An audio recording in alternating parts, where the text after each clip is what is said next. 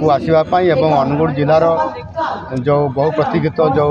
अनुगुल महोत्सव थिला 12तम अनुगुल महोत्सव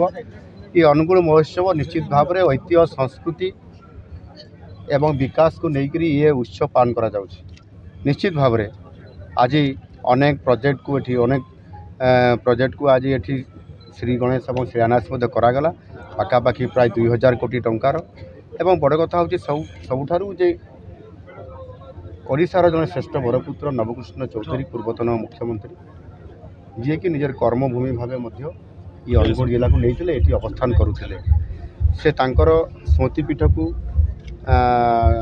एठी पुनर्प्रतिष्ठा करने सौंदर्यकरण देवाई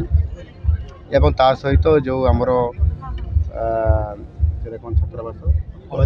बाजीराव छात्रावास को ताको स्थापन करने ये निष्पत्ति आज दाबी थिला ताहा पूरण होगा सहित आगामी दिन में ये जिला गोटे खनि अंचल शिल्प अंचल होता कारण ये किभली भाव में ये जिला को एठिकार अर्थनैतिक दृष्टिकोण भित्तिभूमि दृष्टिकोण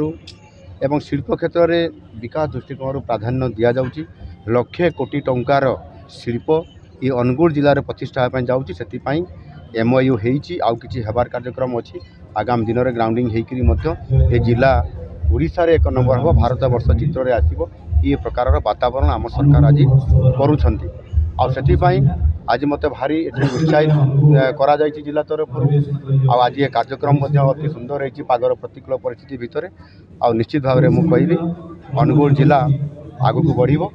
तार संस्कृति ऐतिह्य नहींकरी एवं नुआ भाव में विकास को भित्तिभूमि को लेकर बढ़।